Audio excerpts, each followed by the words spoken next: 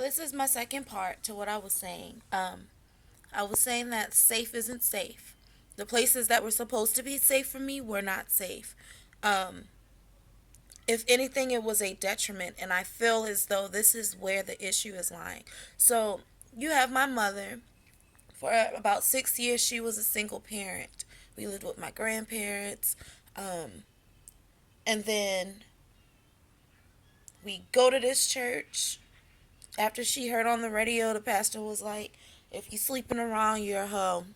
And next thing I know, we made a detour from going to Fellowship Missionary Baptist Church to being at Smoking for Jesus ministry. And I think that it was in that moment when she made that decision that I've always been able to follow, to have these instincts when I know something is wrong. And that's how I felt. It just felt like a dreadful sense of, damn, like this isn't a good idea. But mind you, we go there, and I was about 12 years old, and that's when I started being called. We get involved in stuff, and I mean, it consumed her life. And because it consumed her life, it consumed ours.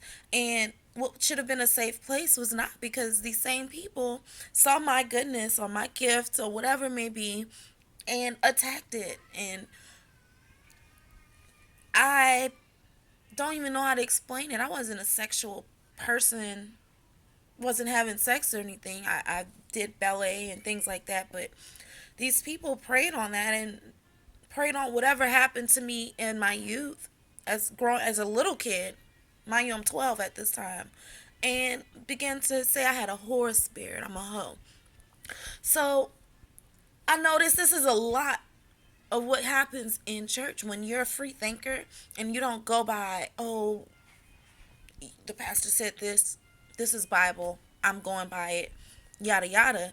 When you don't become that person, you become a black sheep. It's like you have a target on your back. And so from 12 to 17 till I left that house, this is what I dealt with. Not even having sex. It got to the point where I had sex just to prove, yo, if I'm going to get punished for something, I'm going to do it type situation. So my safe places were never safe. So I made bad decisions. I'm trying to hurry up with this. Like, I made bad decisions based on not having a safety net. And I think this young lady had it even worse than me. I didn't grow up in the hood.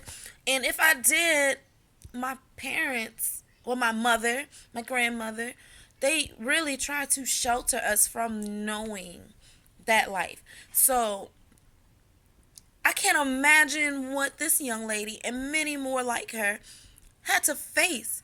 And mind you, she probably had to raise her fucking self.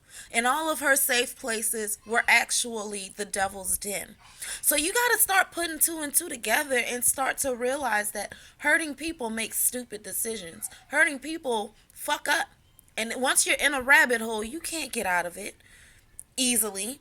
I'm 30 years old, and I've had many opportunities. Went to Howard for 3 years, took a year off, had an internship as a director's assistant, as an image consultant in New York for a year, and I could not get away from my past of the safe places not being safe, being overly sexualized. So I think when the young lady, Crystal, got on the show and she was saying that black women are overly sexualized, she couldn't verbalize what that meant. What she meant was, from birth, from young kids, in our community, we are sexualized, whether it be that uncle or that cousin touching you, or you being in the church and that deacon trying to holler, trying to eat that pussy up, all kinds of shit. I was on a youth retreat, I'll never forget, at Fellowship Missionary Baptist Church in New Orleans. We were on a youth retreat, and in the middle of the night, I'm watching girls eat each other out. This is a church function. Where the fuck were the counselors? Nowhere to be found.